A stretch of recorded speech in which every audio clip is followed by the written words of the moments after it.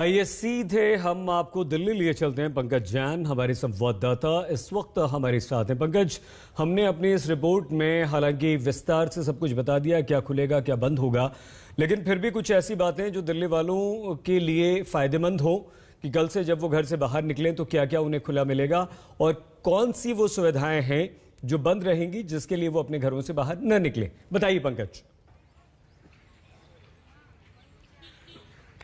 बिल्कुल, कई तरह की पाबंदियां हैं जिसके लिए सरकारी आदेश भी जारी कर दिया गया है। और आपको हम बता दें कि दिल्ली में साप्ताहिक बाजार खोलने के आदेश तो दिए गए हैं, लेकिन एक खास इलाके में ही। तो यहाँ पर प्रोटोकॉल का पूरा ध्यान रखना होगा और साथ ही साथ जो शिक्षण संस्थान है, स्कूल कॉलेज हैं, ये पूरी तरह से बंद रहेंगे। जिम स्पा सेंटर को पूरी तरह से बंद रखने का फैसला किया गया है सईद।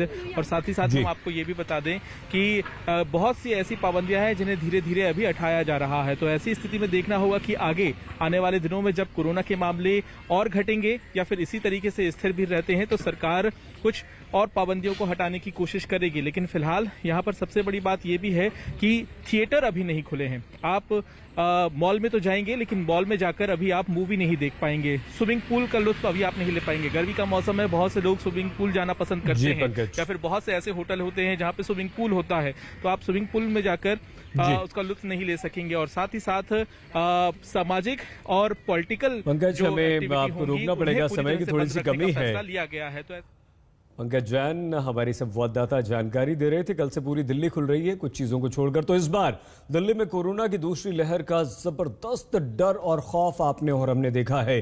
कोरोना बहुत तेजी से यहां पर फैला है। ऑक्सीजन की जबरदस्त कमी हमने देखी है। बड़ी तादाद में जो संक्रमित थे, कोरोना संक्रमित, उन्हें अपनों को चले जाते हुए देखा है। स्थिति आउट ऑफ कंट्रोल होते हुए हमने देखी है। अब जाकर स्थिति सुधरी है, लेकिन ये तभी तक है जब तक कि आप और हम बहुत सावधानी न बरतें। कल से दिल्ली खुल रही है, इसका मतलब ये नहीं हुआ कि लगे। उसी को देखते हुए केजरीवाल सरकार ने लोगों को राहत देने का मन बना लिया। उन्होंने 31 मई से कुछ ढील देने का फैसला सुनाया। उस दिन से राजधानी में कंस्ट्रक्शन गतिविधियां शुरू की गई, फैक्ट्रियां भी शुरू हो गई। लेकिन दिल्ली को बड़ी राहत दूसरे अनलॉक से मिली।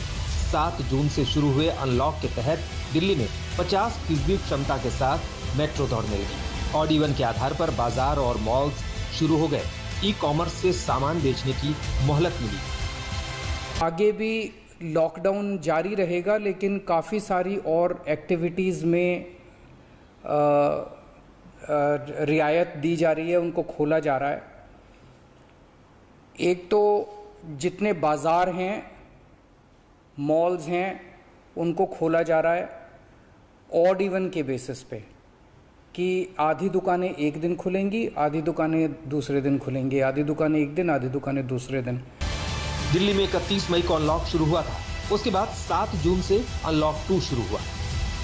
कल 5 बजे के बाद से सारी एक्टिविटीज़ अलाउड हैं, एक्सेप्ट कुछ एक्टिविटीज़ हैं जो बिल्कुल प्रोहिबिटेड हैं, वो बिल्कुल अलाउड नहीं है।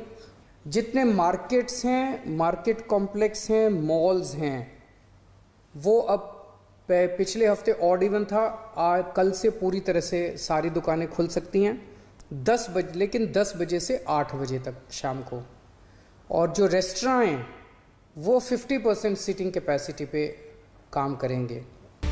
अब अरविंद केजरीवाल अनलॉक 3 का ऐलान कर चुके हैं। आज दिल्ली अगर बेहतर हालात में है तो इसकी वजह है लॉकडाउन।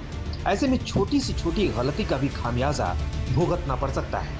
मार्केट में भीड़ बढ़ी या सोशल डिस्टेंसिंग का उल्लंघन हुआ और मास्क पहनने में लापरवाही हुई तो वायरस अपनी चपेट में लेने में देर नहीं करेगा। सुशांत मेहरा के साथ पंकज जैन, दिल्ली आज तक।